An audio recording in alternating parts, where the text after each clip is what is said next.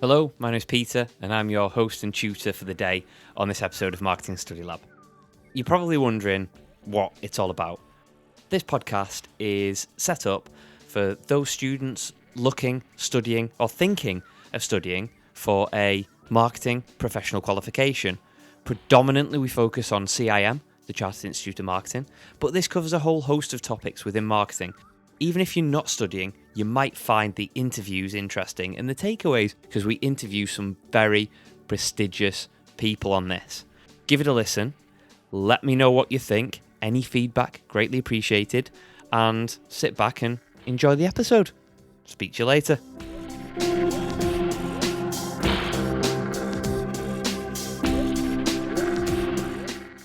Firstly, to everybody that's listening, Happy New Year. Who'd have thought it? Marketing Study Lab podcast.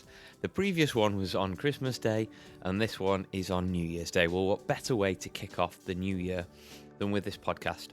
We've got some great guests lined up for you in 2019, I promise you that. The previous episode, the Christmas episode, if you like, looked back at 2018's guests.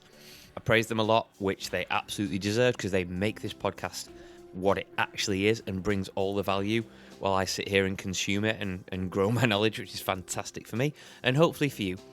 This one is specifically about the hints and tips from 2018 and also looking forward to 2019 and what's important for you. How can we help you this year? And that's what I really want to know. So if you've got any questions, thoughts, ideas, you need help, assistance, whatever it might be, drop us a line.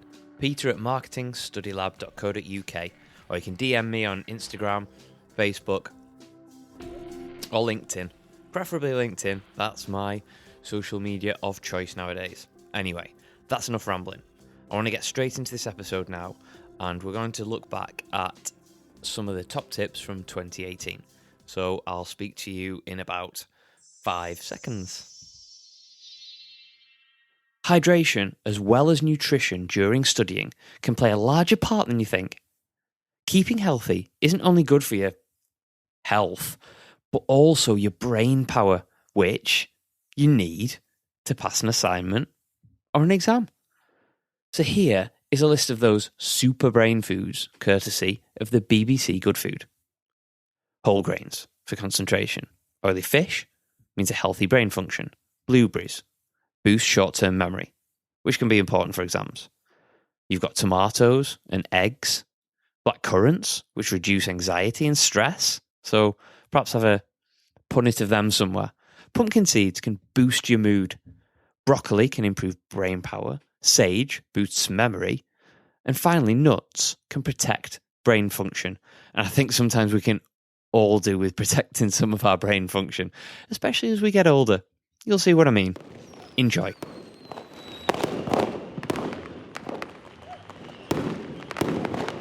And this is my favourite top tip, I think, because it might open your eyes to thinking about it a little differently. One thing I'm hearing more and more is that I just don't have time to fit in the research and studying. Okay, from time to time, some have a legitimate reason for not being able to give a qualification their full attention. But for the majority, this simply isn't true. And when I tell you this, you might start to notice it. But these are the types of the people that are far too quick to tell me what happened on EastEnders or Corrie or how Game of Thrones ended for this statement to be true. I'm not saying don't take breaks, far from it. In fact, I encourage it. I think it was in a top tip in a previous episode, if not more. What I'm saying is don't let yourself be sucked in with some bullshit excuse why you haven't had time. Here's how I see it, and hopefully this will make sense now. Look at your standard week. How much TV do you watch? Or Netflix do you watch? Or gaming do you do? Then consider just taking 1 hour away from that every other day. This isn't including any time you already have been studying or attending workshops. This equates to an extra 15 hours a month, or an extra 90 hours over a 6-month period. It soon adds up. All I ask is that you consider where you could cut back on a bit of nonsense and crank up the learning.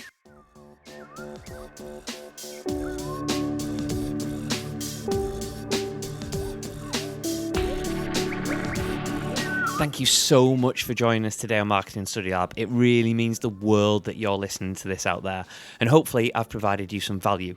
If you're looking to know more about what Marketing Study Lab does and is about, go to marketingstudylab.co.uk or get in touch with me personally, LinkedIn, Facebook, Twitter, or feel free to email me at peter@marketingstudylab.co.uk.